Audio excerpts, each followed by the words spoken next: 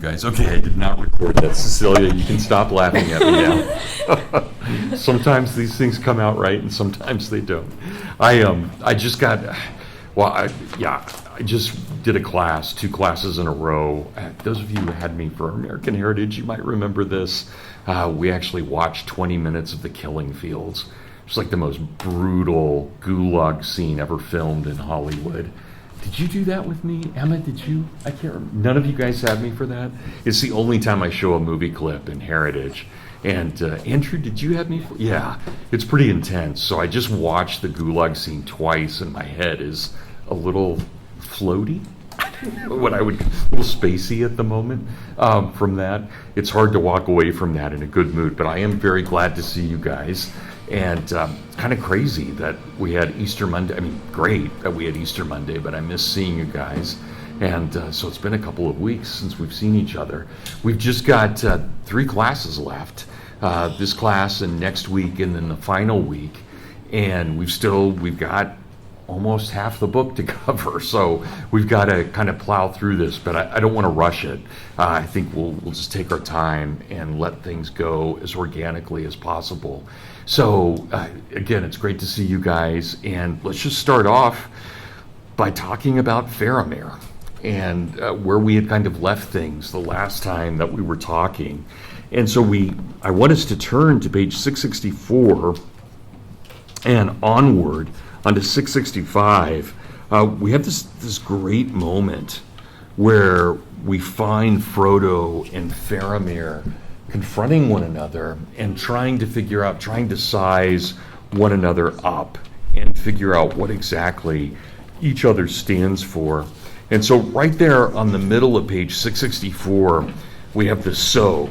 So, he said, you bid me mind my own affairs, and get me back home and let you be. Boromir will tell all when he comes. When he comes, say you, were you a friend of Boromir? Vividly before Frodo's mind came the memory of Boromir's assault upon him, and for a moment he hesitated. Faramir's eyes watching him grew harder. Boromir was a valiant member of our company, said Frodo at length. Yes, I was his friend for my part. It's pretty incredible on Frodo's understanding here, because of course he's not going to lie, but he also has to tell the truth in a way that is palatable, and that's difficult for him to do. And so I love that response. Faramir smiled grimly, and kind of, you almost get the sense here at this point, Faramir's being a little manipulative, and that's not quite Faramir's character. But Faramir smiled grimly. Then you would grieve to learn that Boromir is dead. I would grieve indeed, said Frodo. Then catching the look in Faramir's eyes, he faltered. Dead, he said. Do you mean that he is dead and that you knew it? You have been trying to trap me in words, playing with me? Or are you now trying to snare me with a falsehood? I would not snare even an orc with a falsehood, said Faramir. How then did he die, and how do you know of it, since you say that none of the company had reached the city when you left? As to the manner of his death, I had hoped that his friend and companion would tell me how it was. But he was alive and strong when we parted, and he lives still for all that I know, though surely there are many perils in the world. Many indeed, said Faramir, and treachery not the least.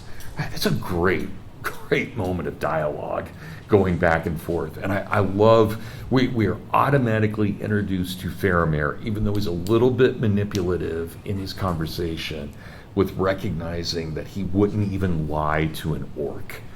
Because it's a very Socratic moment here. Any evil is a tainting of the good, right, in the way we see that. So let's just open it up. What do we make of Faramir here? And again, I know we're talking a little bit about some of the things we talked about when we met last, but remember that Tolkien said 2 things about Faramir. Number 1, he was very shocked that Faramir showed up. And number 2, if there was any character in The Lord of the Rings that best fit his personality, it was Faramir. That is, Tolkien most identified his own being, his own autobiography with Faramir. So what are we to make of that?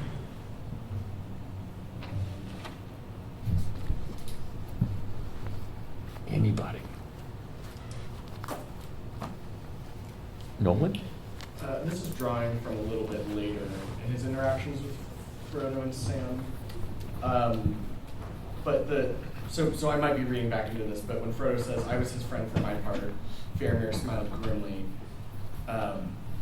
I read into that a little bit of knowingness that Faramir perceived, like he sees what Frodo's doing. He sees that Frodo is trying to couch his terms in courtesy without lying. I don't know if that's too much to read, but I think later on when Faramir recognizes, yes, I know my brother's character. Yeah. He's not shocked.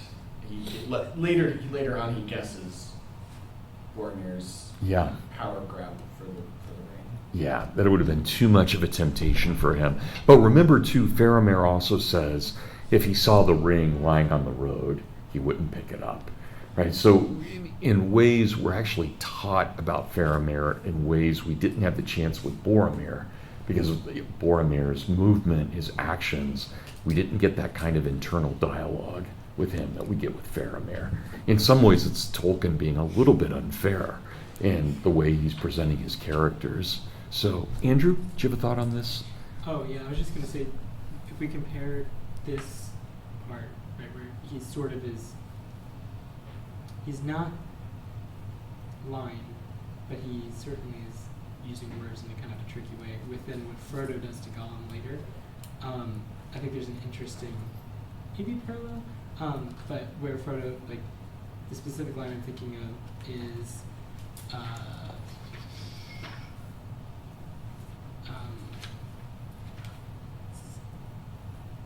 like 687. What page? 687? Yeah, where he says, his heart sank. This was too much like trickery. On the bottom, it just. Oh yeah. Where so it seems like he's also using words. He's not lying, but he's trying to thread the same sort of needle that Faramir's had to thread. So I'm not really sure exactly what Tolkien is doing by setting up this sort of parallel. Yeah. Like sort of trapping someone in words, or with words. Yeah. There does seem to be that sort of. Yeah, I think it's interesting, and maybe I'm not explaining this well from my own perspective, but it feels like with Faramir, we're getting more of an understanding of him through dialogue than through action. And Tolkien doesn't always do that with his characters. So we're learning a lot about him just by what he says, and we take him at face value. We don't think he's being manipulative, but we see him in ways that we've not seen other characters. And so I guess I'm curious, what, and try not to think of the movies for a moment, because I think the movies really messed up Faramir. They made him very effeminate, or at least the actor did. And that's not Faramir, right? That Faramir is not effeminate at all. He's truly a manly man in every way. And so, again, how do we take that? Andrew? I might be able to help Andrew out a little bit. I keep thinking about Christ's injunction to be shrewd as serpents and simple as doves, and I think Faramir does a really good job being the shrewd one. But like, if you are going to be a serpent in a good way, you have to not bite the one that you are cunning towards. So I think Frodo has this problem at the pool because he feels like Gollum doesn't have the tools to stand against him in this case.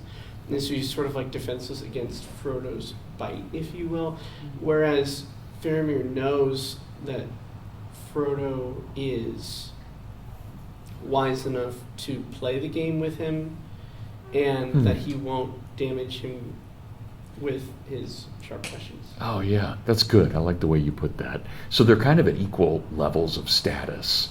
Frodo among hobbits and Faramir among men, right? They're each kind of upper middle class and recognize, that's really good. Andrew? Well, but at the same time, though, like, there is this sort of weapon that Faramir has, knowing that Boromir's dead, where Frodo,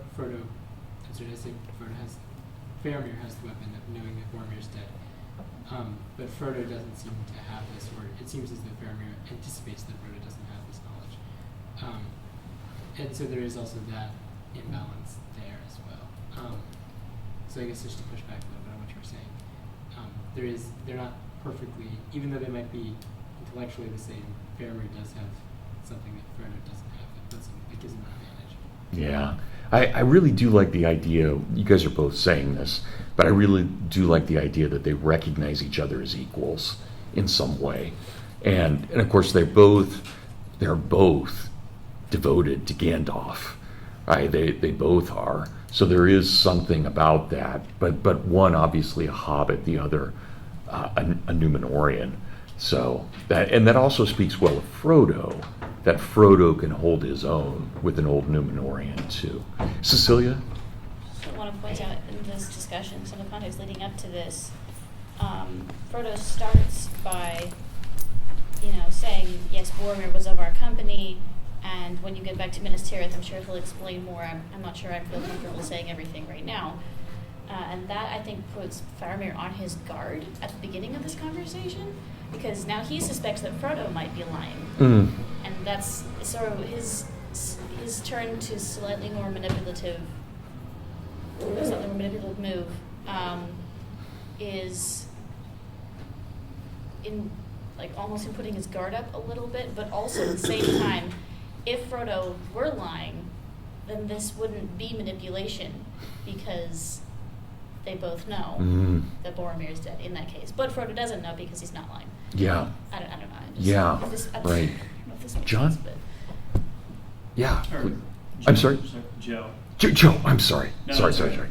Yeah, Joe, thank you. Yeah, I just wanted to point out that the thing that upsets Faramir is that he says Frodo's tone was proud when he's talking. And I think, to Nolan's point, that they both know Boromir well. They know that Boromir is a hothead, that he's tends to be rash. And I'm just admiring Frodo's charity and how he talks about Boromir. And he totally justly could say oh, Boromir tried to kill me and tried to take the ring, but he doesn't. Yeah. And I think Faramir kind of senses the uncertainties in Frodo's heart when he's talking about Boromir. So it's really telling that Faramir has a way of seeing into people. And then on the next page, he's going to correct Sam about patience. So he's very in touch with the virtues and in touch with, you were talking about the Socratic kind of dialogue around virtues, but he's very,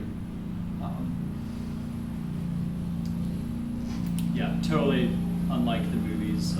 I also just have to this is not fair for the movies at all. Yeah.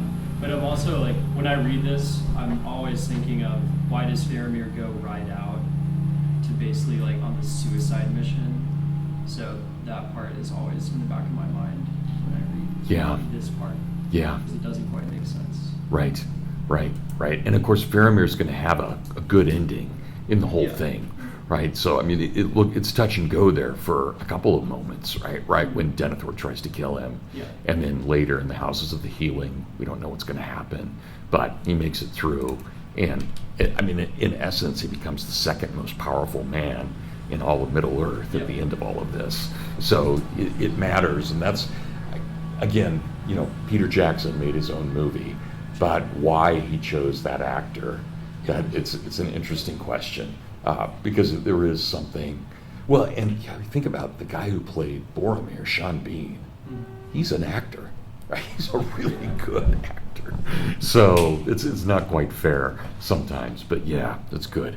Okay, Abigail? Well, something I also thought interesting, which Joe just mentioned, and that we've been talking about too, is that there does seem to be a similarity between the status of Frodo and Faramir. And this scene was always a little bit jolting to me, especially when Sam speaks up and then Faramir has to address him, because he sort of puts Sam back in his place within the hierarchy between the classes.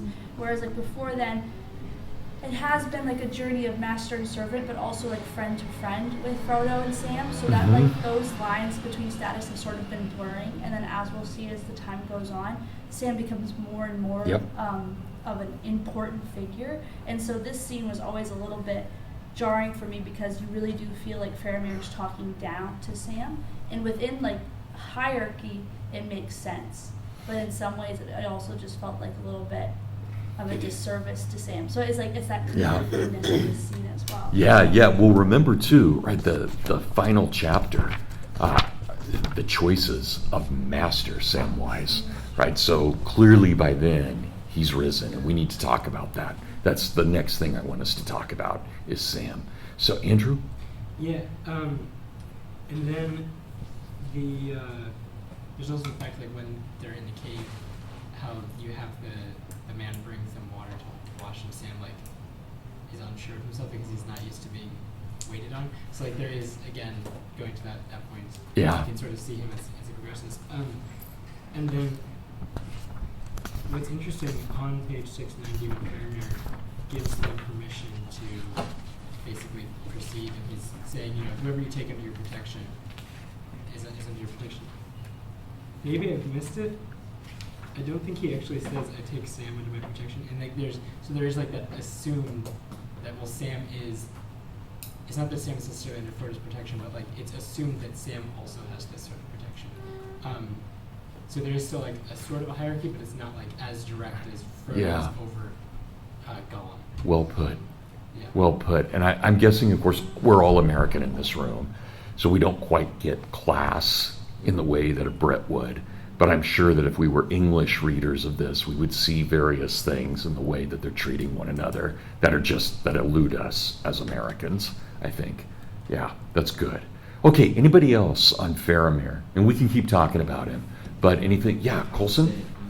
I love the scene where Faramir says, I would not take the ring even if it was necessary to destroy Mordor. That reminds me of Tolkien's paradigm of the long defeat. And it's, this seems to me to be a really similar feature between the two. It's the idea that the great characters in Tolkien's narrative are not willing to compromise their morals in order to achieve some sort of higher end. It's that you need to stick with the good and the righteous path, even if it means defeat. Yeah. And then there's other characters like Boromir, who obviously wouldn't do that thing. And then I was also thinking in the Peter Jackson movies, Aragorn has a moment where he actually rejects the ring in Amon-Hen, but that's not in the books. But I actually like that addition. It's not a thing about it, because it just kind of reinforces that the best characters, the most noble, are willing to reject the ring. Yeah. Hi, Sophia. Yeah, no, I think that's very important. Let's also, before we move on, let's also remember this about Faramir.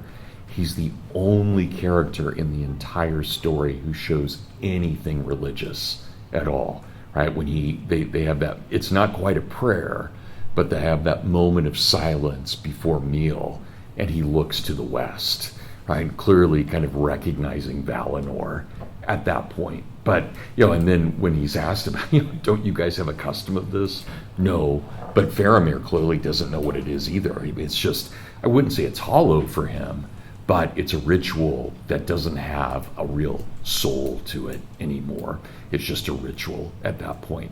But I think, if we're looking for religion in The Lord of the Rings, that's the only time we see anything that's even close to it. We saw a lot of it in the Silmarillion, but not in The Lord of the Rings at all. So that window on the west, I think, is important.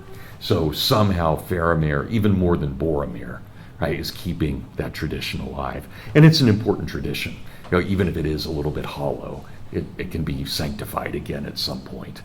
So it's good to remember those things. Okay, anybody else on Faramir for right now? Okay, I want you guys, I'm going to turn to one of my favorite passages. I'd like to turn to, and I would love if a part of this were put on my gravestone someday. So page 728. I love this. Right, so the choices of Master Samwise. And so I want to ask you guys, this is, think about this. Don't answer right now, but answer in a moment. What happened with Gollum? Why did things go wrong with Gollum? Right, so it looked for a while like things were going to be fine. and then clearly they go totally wrong with Gollum. Was that always going to be the case? Was there a possibility of something else? What was the relationship with Frodo, Sam, and Gollum? Again, was this inevitable? And it seems to be that we could say something like, Frodo keeps thinking the best of Gollum, Sam keeps thinking the worst, and finally Gollum goes with Sam's interpretation of him rather than Frodo's. I don't know if that's fair. I'm just throwing that out. I want you guys to think about that. But the other thing that I want us to think about, and I would really like to have a serious discussion about this, what is Sam's role in all of this, in The Lord of the Rings? I want us to think about him as a character. And I'll throw the gauntlet down for a moment. If any of you, and I've done this in print before, if any of you said to me, Brad, who is your favorite character? I would say Sam. And if you said, Brad, who is the real hero of the story? I would say Sam. And I don't know if that's right or not. And you guys are more than welcome to disagree with me. But he strikes me as the one that this story is really about. And so I want us to think about that. And again, you guys feel free to disagree. I would love it if you disagreed with me. I want you to think about that. And I think it's going to be, I consider today's discussion a key discussion for the whole semester. That is, I want to know what Sam's role is in all of this. So let's look at the top of page 728. The choices of Master Samwise. Frodo was lying face upward on the ground, and the monster was bending over him. That's a terrifying scene. This is like a victim of sexual abuse in some way, right? He's totally vulnerable. This kind of vampiric spider monster is over him, so intent upon her victim that she took no heed of Sam and his cries until he was close at hand. And he rushed up and saw that Frodo was already bound in cords, wound about him from the ankle to shoulder, and the monster with her great forelegs was beginning half to lift, half to drag his body away. On the near side of him lay, gleaming on the ground, his elven blade, where it had fallen useless from his grasp.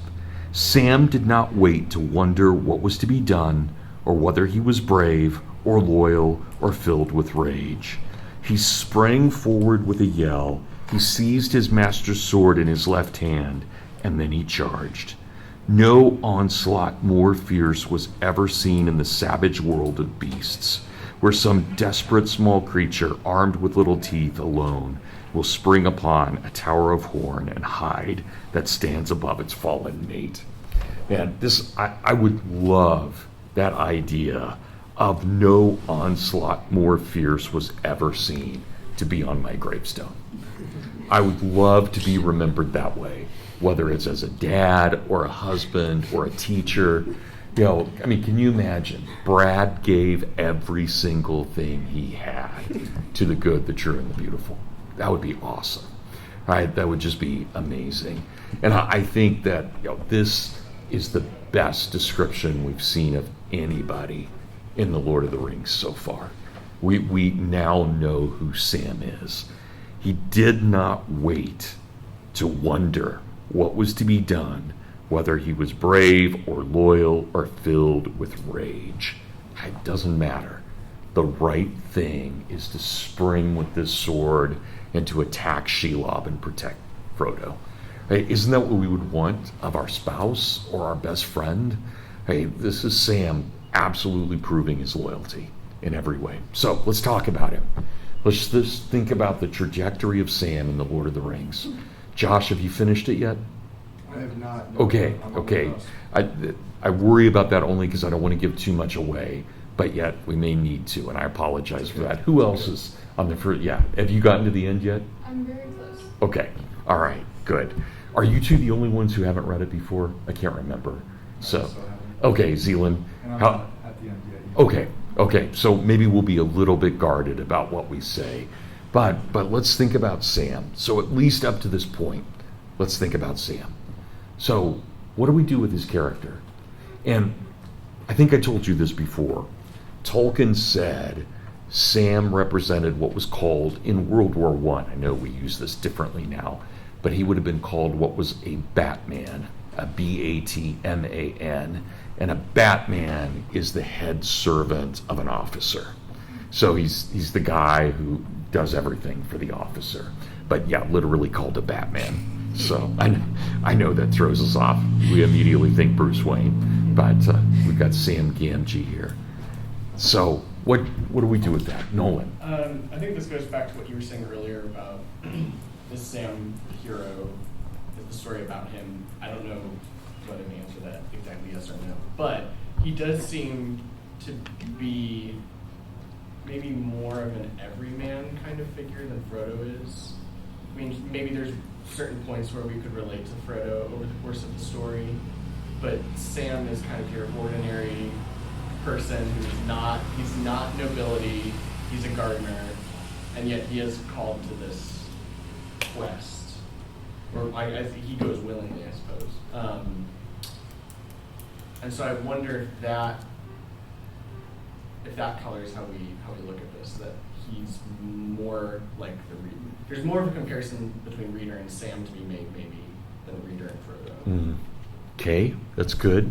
Abigail? Something that I've always loved about Sam, and that I do feel like he is the hero of the story, and he's so different from every other character, especially with his path with Frodo, is that he just never gives up. And for the longest time, he never gives up hope either, and never falls into despair. And I don't remember exactly where it is, but I'm pretty sure later on there is a passage where he's he comes along with Frodo, and he does give up the hope of ever returning home and that type of stuff, and just the dark sky above, but he doesn't stop the way that Frodo does. He just carries on step after step, and I think that's why he is the true hero, because without him, in a lot of ways, in many, many ways, the quest would never have been fulfilled. Yeah, so you agree with me? I do. Okay, Yeah.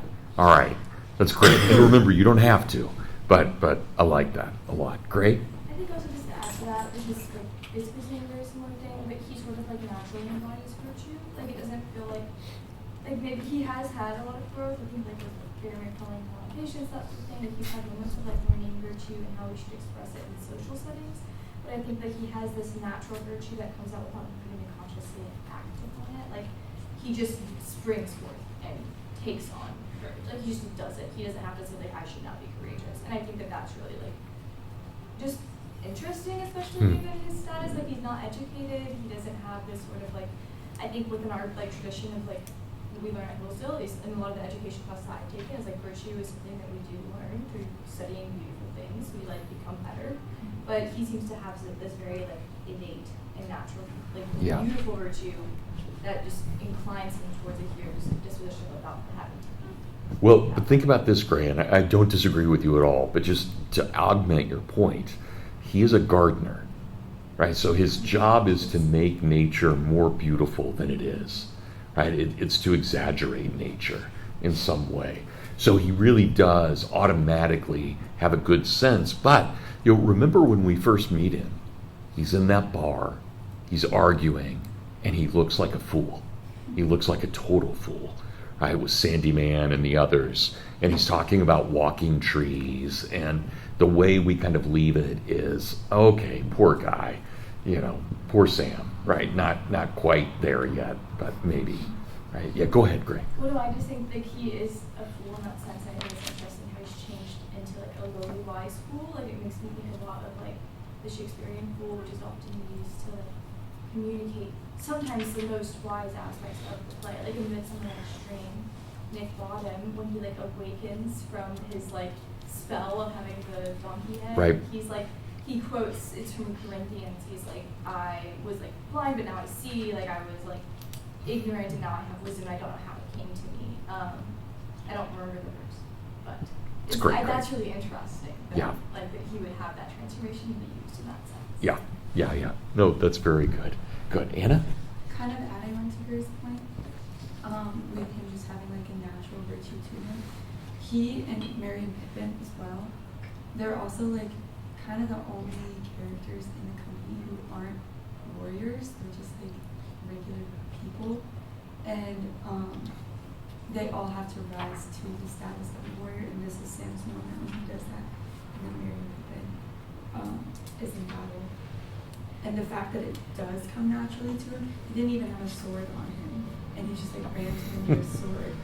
And the fact that that comes so naturally to somebody who's not only is like a lower status, but also not like a warrior in sense. Yeah. Yeah, and we haven't even talked about Sting. We have not brought up Sting in this semester. That sword matters, right? It's from the Silmarillion, right? We didn't see it in the Silmarillion, but remember it's from the Wars of Beleriand. And so it is an ancient, ancient sword. And a knife, really, but a sword for a hobbit. And it's seen ages and ages. And you got to wonder, what would its maker have felt knowing how it ended up in some way? So, yeah, so to wield Sting, that's nobility in and of itself in some way. So, Josh. So when I read this page, I can't help but think of Wiglaf from Beowulf. Oh, yeah. And maybe that's just because my paper topic is top of mind, but thinking about just like this innate virtue of this guy who moves from gardener to warrior, like that's so Anglo-Saxon. You know, we talked about the Shire as like Anglo-Saxon community ruled by sheriffs. You know, you got Bag End, right? But just thinking about that of like, that's what the Anglo-Saxons were like, is that they had, you know, their own land, and then everybody had a duty to go off and serve whenever the time came. And just seeing like Samwise here be like that Anglo-Saxon warrior, that like epitome that, like Wiglaf, when his master is poisoned and dying and the monster's got him in his clutches, he does not wait. You know, he goes forward, not thinking of the service to himself, even when everybody else isn't present to help out. Yeah. Yeah, in my own work, for what it's worth, I've basically argued that Sam is a third Wiglaf, a third St. John, and a third just Tolkienian, right? So, yeah, I like that. Joe? Yeah, to maybe add to the Christian argument, it's cool that he remembers the words of Lady Galadriel, and he remembers the file, and Frodo doesn't. Let's, why don't you read that? Sure. I've got it marked, and I wanted to, it's right at the bottom of 729. Yeah. Start with even as Sam himself crouched. Sure. Even as Sam himself crouched, looking at her, seeing his death in her eyes, a thought came to him, as if some remote voice had spoken, and he fumbled in his breast with his left hand, and found what he sought. Cold and hard and solid it seemed to his touch, in a phantom world of horror, the file of Galadriel. Galadriel, he said faintly, and then he heard voices far off, but clear, the crying of the elves as they walked under the stars in the beloved shadows of the Shire, and the music of the elves as it came through his sleep in the hall of fire in the house of Elrond. Gilthonio, Elbarath. Then his tongue was loosed, and his voice cried in the language which he did not know. Isn't that amazing? I mean, Right. and I think that takes us back to Nolan's point. Is he the common man? He's been touched by the divine here. Right? He's praying in a language that he doesn't even know, and yet it's right there. Right? This is truly grace calling upon grace in some way. Go ahead, Joe. Well, yeah, it's like Pentecostal language. Like his tongue is loosed and he's inspired. So he feels more like an apostle, like you're arguing. Whereas Frodo is like Christ in the allegory, I guess. And Sam is called on to like help carry him. So he's like a Simon and Cyrene, maybe. Yeah. You could add that. Well, again, that's why I would say a St. John figure, Yeah. right? Standing at the cross, the only one of the men who did with Jesus. Yeah, good. Andrew? I have a couple of different points. I thought what you said about Sting was really interesting. And it reminded me that, I'm trying to remember, I think it's effectively the first time that Bilbo uses Sting is when he that's the point where he starts to become, more than just baggage on the road. He actually takes on like a very important role freeing the dwarves from, interestingly enough, spiders. So I thought that's an interesting parallel between Sam and Bilbo. That's the first point. The second point is I'm interested in like the position of the hobbits throughout, especially the three lower hobbits. I forget, someone over here made the same point. Throughout the story, it always struck me as kind of weird. And obviously, of course, Gandalf's endorsement of Merry and Pippin going becomes vindicated, like as explicitly said later on. But I always thought it was weird, like, you have this super important question, why do you choose Merry, Pippin, even Sam to go on this? Like, you would want, it seems like, some great warrior, right? Elrond says, we send out these 9 walkers against the 9 riders that are evil. And, like, maybe Aragorn can take on a rider, you know, maybe Gandalf can take on a couple of riders. But, like, even when they're fighting the wolves, the hobbits just stand there around the fire. So it doesn't seem like they're really doing anything, they're just more there for protection throughout most of the story. But then each one of those 3 take on this interesting role, sort of in a servant position that nevertheless has this very important, very important consequences. You know, you see Merry standing by Theoden, you see Pippin standing by Denethor, or more precisely, Pippin standing by Faramir, and then you see Sam standing by Frodo, and so each of those 3 in that servant position, then contrasting that against the 9 against whom they're set, where the 9 don't have this idea of servitude, right? There's just the king of the Nazgul, but none of them seem to, like, there doesn't seem to be the same sort of hierarchy amongst them. They all seem to be lords of men who are just proud. So I think those are really an interesting contrast that you see playing out. Absolutely. It's great, Andrew. Thanks. Cecilia? I did have a thought, but it would be kind of changing the topic a little bit. That's okay. That's okay. We've got an organic conversation. Okay. It was just a cool thing that I sort of realized about the File of Galadriel. Which Please. is, of course, that going all the way back to the Silmarillion with the 2 trees and Ungoliant, who, of course, poisons and kills the 2 trees.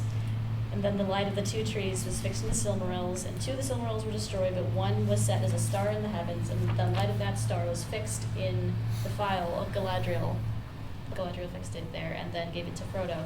So it's essentially the light of the 2 trees that is being used to daunt Shelob, who is, I can't find the passage, but it says somewhere she's the last spawn of Ungoliant. Yeah. So it's come full circle Yeah. after like 3,000 years of history. Yeah. So I think that's pretty cool. And remember, there's a later passage where Sam realizes that, wait, we're still in that story, right? That whole, that's a beautiful kind of breaking of the 3rd or the 4th wall, where he does that, and he says that we're in the same story still, what's going on here, because it is that light. Yeah. Margaret? I was going to say, I think it's St. Augustine who says, you are what you love, and like Sam really loves the elves, and it's really interesting that he's able to know this prayer, like you were saying, and really bring out his love for the elves in this very important moment of like saving Frodo. Yeah, and it really is. I mean, Joe, you said this, right? It's a kind of charismatic moment, a Pentecostal kind of moment, what's happening here. Coulson? Going off of Cecilia's point, I was going to say that the file is actually even like a redemption of Feanor's creation in the Silmarils, where Feanor is selfish with the light, doom and destruction follows, but here Galadriel is actually free with the light, something that most other characters, especially in Silmarillion, have coveted. Whenever she's able to freely give it away, what does it do? Well, it actually destroys evil. You know, it breaks curses, and it's like the full circle, and it's totally kind of showing us that we should be free with these great divine gifts, so that they can kind of sow in greater generosity and things. It's like it just evens the narrative. Yeah. Very good timing on the part of the lawnmower. Right? Let's mow in the middle of classes. That seems really smart. So, Anna? So kind of piggybacking off of what a lot of different people have said, one thing I noticed when I was reading this chapter that I hadn't noticed before was, and I think maybe just because of our discussions, I had in the back of my head that the elves are these divine figures. Sam really loves the elves, and is really taken with them, really fascinated by them. And in this chapter, he kind of rises to divinity and rises to the station of the elves. And it starts with when he takes up Sting. Aesop's gleaming on the ground his elven blade, and then Sam did not wait. He sprang forward and seized his master's sword. And then later, when he's running through the tunnels chasing the orcs, he hears the orcs say something like, it's on page 739 at the bottom. One of the orcs says, there's a large warrior loose, elf most likely, with an elf sword anyway, and an axe as well maybe. And he's loose in your bounds too, and you've never spotted him.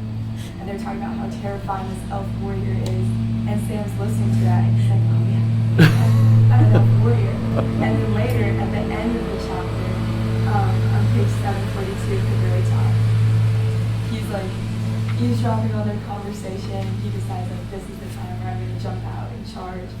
And the orcs say like, I don't know, Sam just says, you're forgetting there's a great big elvish warrior that's loose.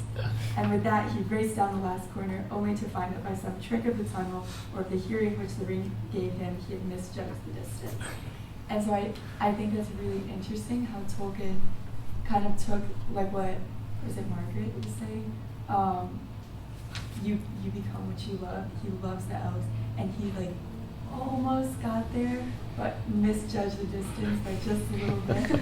But he did rise from like this servant status to almost divinity. Yeah, And I yeah. just think that's really Well, and I really think the choices of Master Samwise, I think that's really important that we recognize something has fundamentally changed here.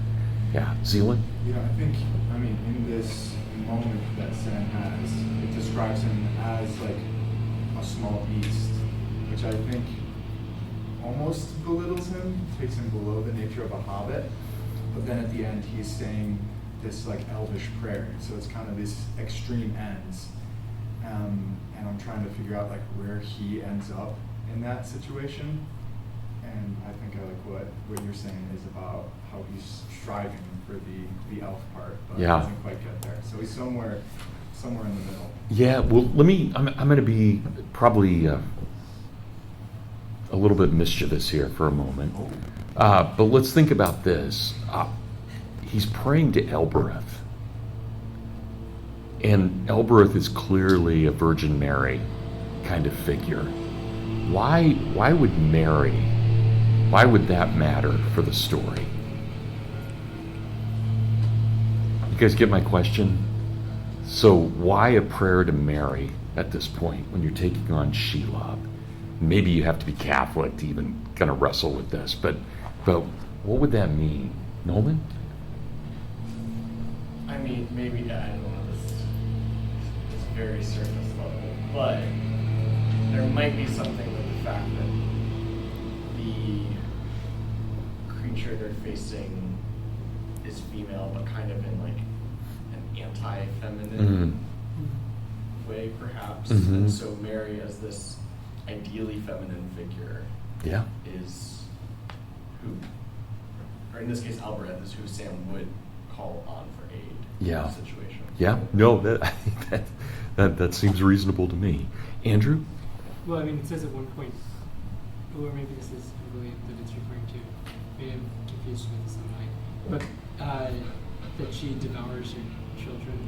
I think this is like William now that I think about it. Yeah. But just that contrasting with Mary, whose child is, I mean, even Mary, whose child is the light of the world. Light, like themes of light. Yeah. is there. Yeah. Good. Cecilia? I was kind of going to say the same thing, but yeah, like Ungoliant being a creature of darkness, Elbereth being a creature, being not a creature, but a being associated with stars, with lights that break the darkness of the night. Yeah. All of that, I thought. Yeah. Was poignant.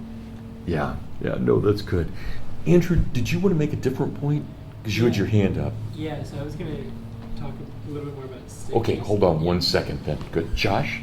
Yes. What was I going to say? If Sam is St. John as well, this does bring Yeah. Mary into the conversation while Frodo's going through his crucifixion as well. So. Yeah. No, absolutely. That makes perfect sense. They're both at the cross dealing with that. Great. I was gonna say that, and just in the sense like both each other, like Yeah. son.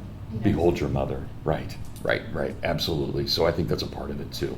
That's good. But I do think this is, again, whether we agree with his theology or not, I think this is one of Tolkien's most Catholic moments here in the way that that's happening. So, okay, Andrew, back to you. Yeah, so the idea of Sting, what you said, I thought was really, really interesting. The idea of how would the maker of Sting feel about how it achieves its end?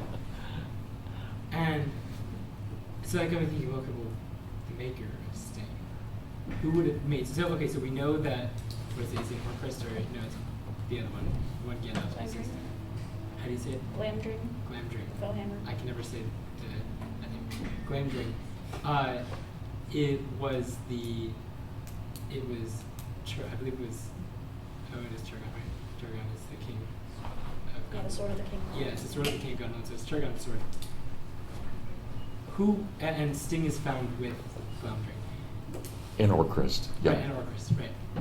And it doesn't seem too far of a stretch to say that the king's would it be his son-in-law would be would have forged these two swords, right? And maybe I'm just drawing a ton of connections, but there's no connections. But this would have been how do you say his name? E-O-L. Ale? Ale, the elf, the dark elf, Yeah. right, who forcibly marries the king's daughter. He also makes the black sword that Turin uses. And well, okay, now you have like a really interesting comparison where Turin stabs upward into the belly of the first dragon. Sam stabs upward into the belly of the spider. So I'm just, we also of course know that the story of Turin was like the first part that Tolkien wrote. So obviously Tolkien, like you can't think of stabbing upward into the belly of this other thing without like drawing a comparison. Maybe that part came later. I don't know.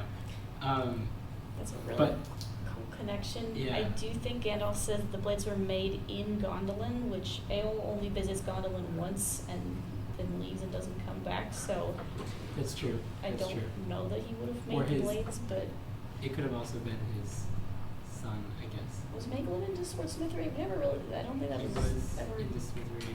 Was he? finding Okay. wars. Okay. Yeah. I haven't read Children of Turin, so. Remember this, in Tolkien's larger mythology too, the Black Blade is that which will kill Morgoth in the end, right? Because Turin will wield it at that point. So I like your comparison. I think that's really good. Joe? I'm curious how you argued in your book or papers the fact that Sam kind of like fails at the end of Two Towers and that like he doesn't save Frodo. He gets locked out. So the last line is super ominous. Frodo is alive but taken by the enemy. Yeah. Like how would you read that in your paper or your book? Well, I mean, the interesting thing is, so let's put it this way. We all can just turn the page and we're going to find out what happens, right? Sure. But imagine this is 1954. Yeah, you don't know. You don't know until the next summer, right? So you've got to wait. And that would have been, for readers at the time, that would have been really painful to wait and know it. I don't know if I'd say Sam fails. Did I say that? No, I'm just Okay. on the page. It feels like Yeah, he fails. right. Well, and I think it's supposed to end on an ominous note, right? It's a cliffhanger. And so we've got that sense. I mean, Sam he's messed up. There's no question about that, right? Because he thought Frodo was dead, and Frodo's not dead. And he recognizes that he's merely captive. So, yeah, I mean, at one level he's failed, but it's very Sam, isn't it? I mean, Sam, he's got this brilliant moment, but just like Anna was saying, but he misjudged, right? It's just very Sam. So, yeah, he kind of messed up but he's going to make it right. So, how would you deal with it, Joe? Well, I was thinking about we were talking about St. John and the crucifixion. Mm-hmm. Just that sense that even John would have felt like when he's taking the body down from the cross, like, did we win? Like, Yeah. he's dead. And even like Sam was like, he's dead. Yeah. It's over. Yeah. So it just seemed to parallel very nicely with kind of the ending of the crucifixion. Yeah, and John didn't expect the resurrection, Yeah. right? He's doesn't running as believe- fast as he can to the Yeah. tomb. Yeah. So yeah, that's I hadn't thought about that parallel. That's very good. Yeah, that's very good. Good. The fastest of the apostles, right, John? I love that. So yeah, Sophia. Actually, this one of the reasons that I was planning on bringing up because we've been discussing the elevation of Sam and Sam as these various type figures. Sure. It's great. And I am the first person to say I love Sam. However, I think there are some like really problematic things that happen during this last chapter that we kind of need to reckon with. One is the fact that because he's not the hopeful, I mean he is the hopeful character, but there in some ways he is much more explicitly susceptible to despair than a lot of the other characters that we get in the back. Because like his first reaction to, oh gosh, Frodo's doomed, is okay, vengeance. We're going to hunt down Gollum and we're going to make him die in a corner. So then he's like, okay, actually that's not going to be worth it. We'd better both be dead together. Suicide. And then he literally is like, he thought of the places behind which there was a black brink and an empty fall into nothingness. And he's like, okay, no, that's a bad idea. Then he talks himself into taking the ring.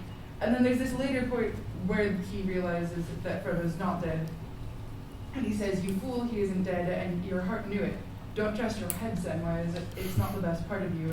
The trouble with you is that you never really had any hope. I don't know what to do with this passage because it does kind of... I mean, actually, Sam has been a little bit... He's always there for Frodo, and he's always, always, always ready to press on no matter what's going to happen. But he is kind of a little bit of a downer sometimes, and he's like, okay, but actually, guys... And this happens throughout the book, and he often is kind of pessimistic about the way that certain decisions are going to work out, and that never changes the way that he's always there for Frodo, but it is an aspect of his character that is there, and it does seem to sort of play into this, and he certainly thinks it plays into his failure to save Frodo here. And I was wondering how we were going to do with that, if he's going to be like this hopeful character, because he like collapses from despair in this character. So like maybe part of his elevation is his ultimate ability to conquer that, but it's such a real like internal descent into hell for him. But that's great, Sophia. I very much appreciate that. Let's think about this though. Is there anything that Sam, are any of his reactions unreal? Are they contrived? Oh no, I don't think so. No, I mean I think he's feeling like any one of us would feel at that moment. Right? He's mad at himself. He doesn't know what to do. He's scared. He's in the middle of that crazy cave with cobwebs everywhere and a giant monster running around. I mean, I feel like his reactions are very real in that way. So maybe I can forgive his pessimism because I think in the end he still has that hope, right? Yeah. No, go ahead, Sophia. I very much appreciate what you're saying. I just wanted to acknowledge this fact. Yeah. Because ultimately, I think it makes him more of a real. Like, Yeah. it makes him a Okay. more real Me character, too. and it makes Yeah. him a greater character, and perhaps even more hero-like in the way that you're arguing for him. But I think that it would be foolish not to acknowledge the darkness that is there. Because honestly, it accentuates the light so much better. No, that's well put. Good. Yeah. I think it's fascinating, and I've been thinking about this a lot recently. What is, as a Christian, kind of what is the line between hope and despair in this life? And we see something interesting later on with both Frodo and Sam in the Dark Tower when he has the song, and it ends. He's describing how in Western lands make the sun, stars, and but the end is, though here at Journey's End I lie in darkness very deep. Beyond the tower strong and high, beyond the mountain steep, where the hills, stars forever dwell. I will not say the day is done, nor bid the stars farewell. But there does seem to be this way in which we can simultaneously believe that the stars are still there, and there are still good things, but not necessarily that he will see them. And we see later with Frodo that he didn't think he was going to make it either. And like at what point is it despair if you don't think you're going to see happiness again? But if you still believe it exists, I don't know what to do with that either. Yeah, no, that's good. Sophia, do you want to respond to that? I don't have an immediate response. Okay, yeah, this is a good discussion. Andrew. Is it maybe something like I don't know if I could say like hopeful despair or despairing hopefulness. I don't know, but like there is an element of this in Christianity, right? And you see this like Chesterton in the Ballad of the White Horse, right? That like, oh well, you know, maybe we're all gonna die, but I'm sure it'll work out in the end somehow, right? And like the Book of Revelation is like incredibly dark, but yet it still ends. It's like we know how the story ends, and so that enables us to look at like the darkness of the world and be okay with that somehow. Yeah, good. Cecilia? I was just going to point out that I feel like there's quite a lot of instances of Tolkien's characters not losing hope essentially, but not giving up, and that's kind of It's a the Tolkienian. important part. If they're not, like Denethor completely falls Yeah. into despair. He loses hope, and then he is actively working towards his own destruction and the destruction of those around him. So he is actively making things worse.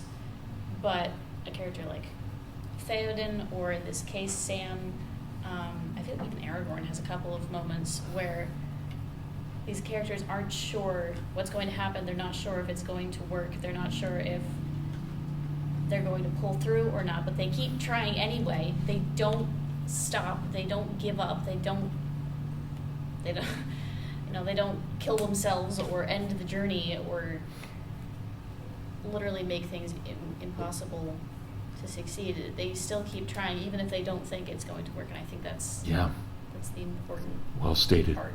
Yeah, thanks. That makes Helen? sense. Yeah, just to kind of like sum up what you just said, that it's part of what my paper topic is, and I think the line we're looking for has to concern the fact that grief and despair, it's not an end. To like, it's okay to despair and be sad and think, oh, the world is going to end and every beautiful thing in the world is going to pass away and I'm never going to see the stars again.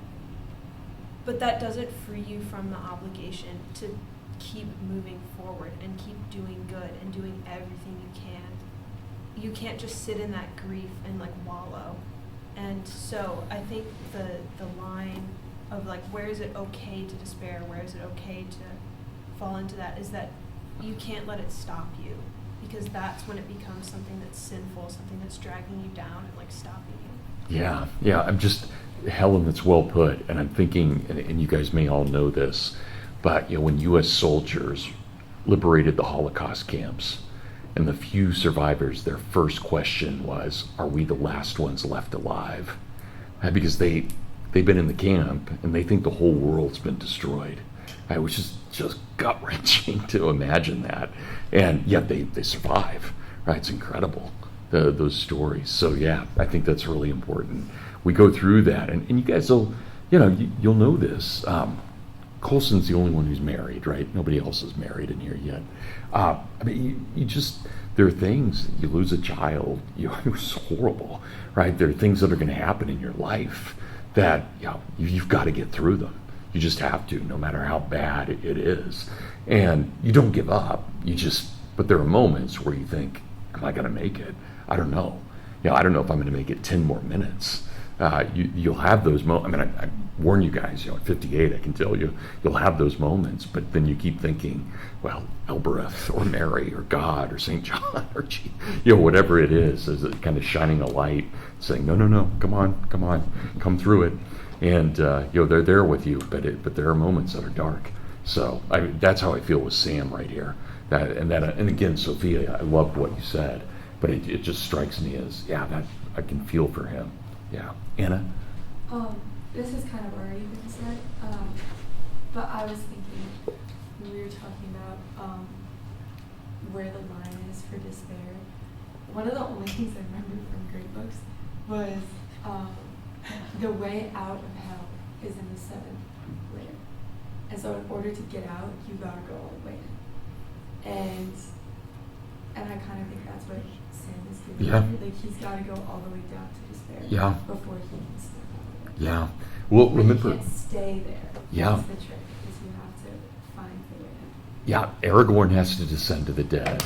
And really, Frodo and Sam, that's what they're doing right now. They're descending into Hades by being in this mountain pass with Shelob. So yeah, I mean, it's Aeneas, it's Odysseus. Yeah, absolutely. Good. Okay, anybody else on this? This was a great discussion, guys. Great, please. We then view, Tolkien doesn't really talk about Christ, or Sam as a Christ figure, does he? Did he talk about Sam as a Christ figure? Right, 'cause No, he's not never. one of the three.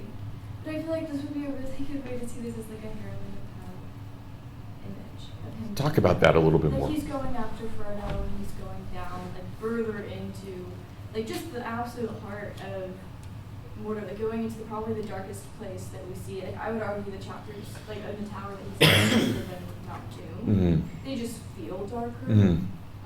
Maybe that's not accurate. It just always struck me as a little scarier. Yeah. I don't know. I just think I hadn't really thought about it in that language until now. So. Yeah.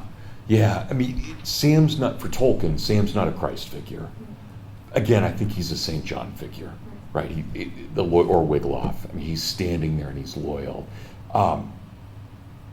But maybe in a sense, Gray, that every one of us in this room, we're not the Word, but we're a little Word, right? We're made in Christ's image, so we have to go through the same suffering he does.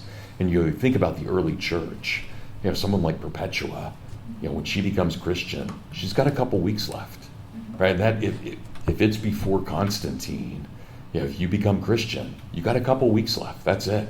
You know, so these guys, when they sign up for Christianity, they're signing up for death, and because that's what Christ did. So yeah, I mean, I don't think that's alien at all to Christianity. I think for us in America, you know, the fact that we can be Christians and it actually increases our chances in the marketplace, and that's weird. You know, that it's actually a benefit for us, but you know, traditionally it wouldn't have been. It's martyrdom. Yeah. So that's very good. Joe? Yeah, just a quick point. The fact that he puts on the ring and enters into the other realm would support the harrowing of hell reading. Yeah. It's like he puts it on and then the paragraph ends. So it's very that's about as low as you can get. Yeah. Lord of the Rings is Yeah. putting on the ring. So. Yeah, absolutely. No, that's great, guys. Seriously, great, fantastic discussion. Andrew? The putting on the ring kind of bothers me here because it seems like the one time when it's sort of a wise thing to use, like it seems almost like ends justify the means, because Elrond says the ring is altogether evil, and yet Sam seems to use it prudently here when you would kind of think that something that bad could never be used prudently. I want to, I guess, throw that out to the middle. Because I don't Well, really try, understand how Andrew, he does push it. yourself on that. Try to answer that. What's different about Sam? He's kind of incorruptible in that even when he, like, the closer he gets to Mordor, to Shelob, to the ring, the more pure he becomes, the more mature he becomes. And so I guess by the time he gets to the threshold of the land of Mordor, he retains his primal innocence from when he was a young gardener in Bilbo's garden, but now he also has this added strength of having survived the test. And so the ring isn't even he's like a match for it almost, at least for a little while. Yeah. And remember, what's his vision when he thinks about himself as the Lord, as the Dark Lord? What's he see? Do you remember? Is it that like he plants trees? Yeah. He's just a gardener. The world would be a huge garden. And then he says, oh, that's too much for any one gardener. Right? I mean, there's just such a humility in that, I think. Yeah. But I know, Andrew, this is great. Cecilia. No, go ahead, but I want to hear you say it. Go ahead. I was just saying that I think the difference is that Sam is so humble that he has no desire for this power. He has no desire to dominate. He has no desire to be anything more than he already is. He was a gardener. But is that, and if I'm following, and thank you for putting it that way, Andrew, if I'm following your line of questioning right, you're saying that Tolkien's kind of cheating, though, on this, right? Because Elrond's already told us you can never use it for good, but now Sam is using it, as you said, prudentially. And is that fair? I mean, for us as a reader, is that fair that Tolkien did that? Is Elrond infallible? Yeah, well, and Elrond, of course, can only think as one of the mighty. Yeah. He can't think of as Sam, Yeah. maybe. Yeah. Andrew, do you want to follow up? Because I think this is a great question. I think Elrond,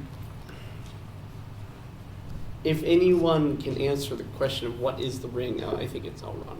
So I'm kind of inclined to believe that he is infallible. I don't know, it just seems like cheating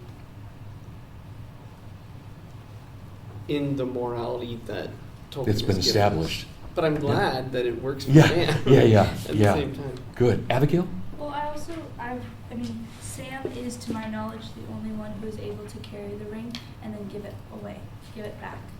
And it doesn't have that. I mean, he is tempted with it, and like we've talked about, he's able to move through that temptation. And he is able to like completely return it to Frodo, even though he has worn it, he has carried it. He feels its complete weight, and even though it wasn't for a very long time, I think that still reflects something about his character in a lot of ways. I would also say this, and I don't want to give, for those who haven't finished the Lord of the Rings yet, I don't want to give too much away, but the rest of you will know what I'm talking about. Remember, Sam's great moment is at the end with Galadriel's gift. That's where he's fulfilled, right? And it is that moment as gardener, right? That whole line all the way through. So we see that consistently with Sam overall. Josh? I don't know, the passage in question I think is on page 901, which I'm looking at. But I don't know if this helps answer the question, Andrew, but I think there are a couple of things here where he's... On what page? 901. 901. Where he's seeing himself as Samwise, a strong hero of the age, standing with a flaming sword across the darkened land and destroying the armies of Mordor. But at the end of that paragraph, he said he had only to put on the ring and to claim it for his own, and all this could be. So he's already put on the ring, but he hasn't claimed it, if that makes sense. Whereas like Galadriel and Gandalf and these other big players don't even want to touch it, right? And then in the next paragraph, it says that in that hour of trial, it was the love of his master that helped him most to hold him firm, but also deep down in him lives still unconquered his plain hobbit sense. And I don't know exactly the definition of the plain hobbit sense besides, like one garden is enough, but I think that's, the thing. Well, keep reading. Keeps him back. He knew in the core of his heart that he was not large enough to bear such a burden, even if such visions were not a mere cheat to betray him. The one small garden of a free gardener was all his need and due, not a garden swollen to a realm, his own hands to use, not the hands of others to command. Yeah. Wouldn't you like to say that to a couple of slaveholders in the South? It's like, yeah, maybe if you guys had gotten this right, we wouldn't be in the predicament we're in. Right? I mean, there's something so, it's very Anglo-Saxon, but it's very, very beautiful too. Magdalena? Yeah. I think something interesting that we see throughout this whole section is kind of this repositioning of Sam as Bilbo's heir, over and against, in some ways, Frodo. Keep going with that. Well, so you have Sting, the way he is using Sting in the very specific heroic manner that really only Bilbo was able to. Well, I don't want to. The ending again is important, but Well, go ahead. This won't give too much away. I mean, what does Bilbo do with his last gold? He gives it to Sam. That's right. And well, you have the replanting tree that is obviously very important to Frodo or to Bilbo, and you have the whole matter of finishing the book, and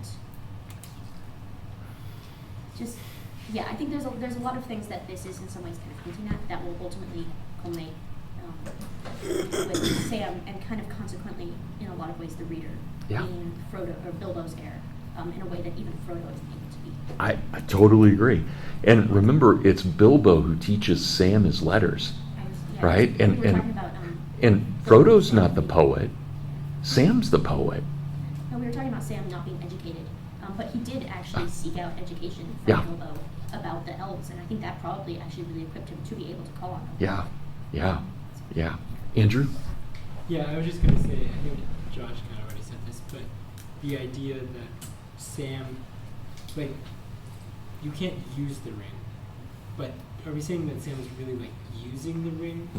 Because it seems like maybe we're equivocating on what exactly means to use the ring. It seems like by use the ring, we mean something more like what Boromir wants to use, how Boromir wants to use the ring, or how you see Galadriel tempted to use the ring, or even here, how Sam is tempted to use the ring.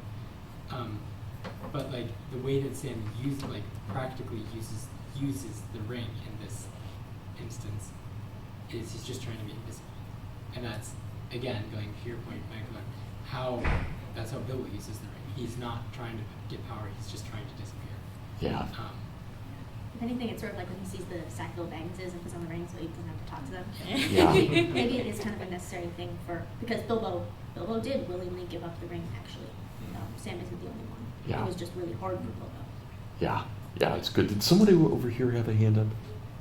I thought I saw a hand. Okay, great. Andrew, go ahead. And then one final point in this discussion, because we keep on talking about the images of St. John and Christ, the idea that Frodo's wrapped in this way reminds me of the burial cloths that Christ is wrapped in. Oh, that's good. Never thought of that. That's very good. Yeah, okay. Great. Our own demonic Shroud of Turin, right? Yeah. Oh my. Okay, that's great. Well, guys, let's we're almost done, and we've just had an amazing conversation. But let's finish off with this. And if we take a few minutes, great. If we take 15 minutes, great. Let's just finish off. Why does Gollum go bad? Was it inevitable? Maybe talk about his trajectory, Nolan. So I've been thinking about this, going back to earlier in the semester when we were talking about kind of the providential nature that comes up, especially in the Fellowship a lot. And what page was it? When Sam wakes up to Gollum pawing at Frodo, Which Tolkien thought was the critical passage of the whole novel. Yeah. In some ways, not to spoil. I don't want to spoil what's coming up in Return of the King, but in some ways it seems like there's a providence to that moment in the sense that in this kind of cosmic scheme, that distrust of Gollum that maybe that closes him off to grace, that has to happen because of what's coming down the road. Let's read it. It's page 714. And if you don't mind, just read that. So start with, and so Gollum found them hours later. And so Gollum found them hours later, when he returned, crawling and creeping down the path out of the gloom ahead. Sam sat propped against the stone, his head dropping sideways and his breathing heavy. In his lap lay Frodo's head, drowned deep in sleep. Upon his white forehead lay one of Sam's brown hands, and the other lay softly upon his master's breast. Peace was in both their faces. Gollum looked at them. A strange expression passed over his lean, hungry face. The gleam faded from his eyes, and they went dim and gray, old and tired. A spasm of pain seemed to twist him, and he turned away, peering back up towards the pass, shaking his head, as if engaged in some interior debate. Then he came back, and slowly putting out a trembling hand, very cautiously he touched Frodo's knee, but almost the touch was a caress. For a fleeting moment, could one of the sleepers have seen him, they would have thought that they beheld an old weary hobbit, shrunken by the years that had carried him far beyond his time, beyond friends and kin, and the fields and streams of youth, an old, starved, pitiable thing. But at that touch, Frodo stirred and cried out softly in his sleep, and immediately Sam was wide awake. The first thing he saw was Gollum, pawing at Master, as he thought. "Hey you," he said roughly, "what are you up to?" Nothing, said Gollum softly. "Nice Master." "I dare say," said Sam, "but where have you been to? Sneaking off and sneaking back, you old villain?" Gollum withdrew himself, and a green glint flickered under his heavy lids. Almost spider-like he looked now, crouching back on his bent limbs with his protruding eyes. The fleeting moment had passed, beyond recall. Sneaking, he hissed. "Hobbits always so polite. Yes, oh, nice hobbits. Smeagol brings them up secret ways that nobody else could find. Tired he is, thirsty he is, yes, thirsty. And he guides them and he searches for paths, and they say, sneak. Very nice friends, oh yes, my precious, very nice." Sam felt a bit remorseful, though not more trustful. "Sorry," he said. "I'm sorry, but you startled me out of my sleep, and I shouldn't have been sleeping, and that made me a bit sharp. But Mr. Frodo, he's that tired. I asked him to have a wink, and, well, that's how it is. Sorry. But where have you been to? Sneaking, said Gollum, and the green glint did not leave his eyes. Yeah, that's an amazing passage, right? And Tolkien did say very blatantly this was the key to understanding the relationship here, because Gollum is on the verge of repentance and all of that. And of course, Sam's not wrong, but it's there you've got two kind of good things that equal a bad thing, and that's kind of the irony of all of this. So yeah, is that the passage you were thinking of, Nolan? Yeah, no, Yeah. just that. I've kind of asked myself, could Sam have really done otherwise there? I mean, he's not charitable. No, he's not. But you might. I kind of asked myself, should he even have been charitable there? Mhm. So that kind of Yeah. That's what I was thinking. Yeah. What else? What do you guys think about that passage? Andrew? I am inclined to think that Gollum's, I guess you might call, final damnation is inevitable. I think back to Paradise Lost when Satan is like, but like, what if I did repent? Wouldn't God take me back? And he's like, no, I've made my choice, and I have to become the king of hell. And I think in a way that's kind of like what is happening here with Gollum. I think Gollum is so taken over after 500 years with the ring that he doesn't really have his own will anymore. And even if he sort of does, as we kind of see in this scene, what happens on Mount Doom kind of just forces him. It's kind of like fate takes over at that point. Yeah. And Gollum has to do what he does at Mount Doom. Yeah. Good. Anybody? Josh? I don't think you can read this as much as you can read Sam as St. John, but Gollum's also sort of a Judas character. He betrays them on their way, on the hour of most need, he betrays them for like a piece of metal, like that's all he's getting out of it, even though he thinks it might be more and it might be worth it. But I'm just seeing that here too with the interior debate, like, what do I do? What do I do? Okay, I'm going to decide on something evil just for, again, a piece of metal. That's great. Never thought of that. Good. Joe? It's fascinating that the ring is not mentioned in any of the part that Nolan just read. So it's almost like Gollum, again, has that desire for companionship, or relationship reawakened in him when he sees Frodo and Sam like bearing each other in this like beautiful friendship, and he desires that, which is good.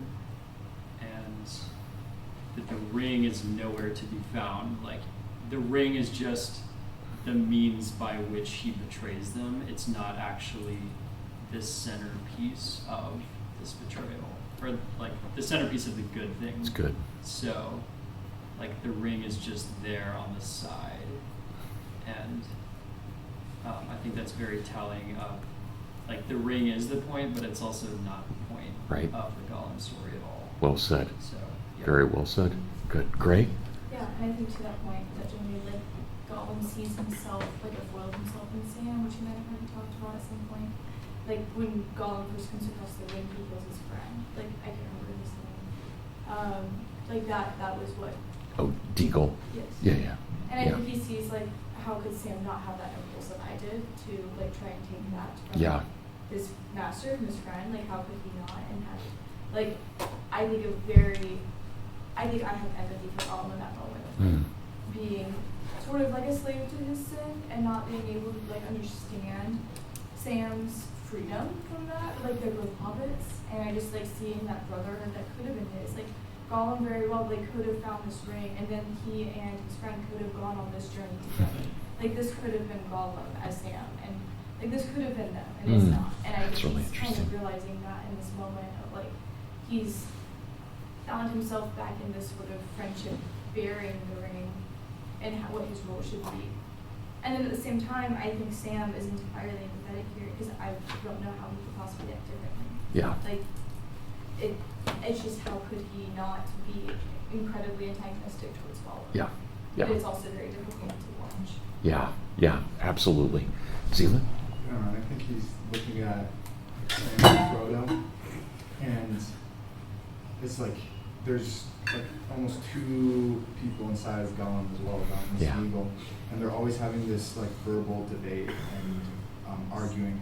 But in this moment when he sees Sam and Frodo at peace, that like light in his eyes that's always flashing different colors, it says it dims and he becomes more hobbit-like. And instead of like an outward debate, he has an internal debate inside himself. So it's like very un-Gollum in this moment. Yeah. And I think that's important. An old, wary hobbit. Yeah. Right, yeah, absolutely. Andrew, you get the last word today. I thought it was really interesting that this passage exists because we're led to believe that it's told from the position of the hobbits. But who's, like, there's no one there to see this other than Gollum. And it seems like it's pretty much the only, as far as I can tell, it's the only passage where there would be no witness, like, left at the end of the story. Oh, yeah. And so, how do we, like, where do we get this from? Just interesting. Oh, that's very good. That's very good. And I don't have an answer. That's very good. Okay, guys, fantastic class. Before we go, let me just say this for next week. I want you guys to think about Pippin. I think Pippin is really important. I think he's a critical figure. I want you to think about Baragond. I think Baragond is one of the most interesting secondary figures we have. I want you to think about Gandalf taking on the Ringwraith in the city.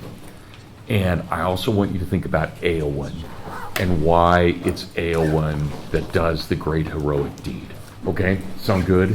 So, good. I'll see you guys. Have a great week. And I'll see you next Monday.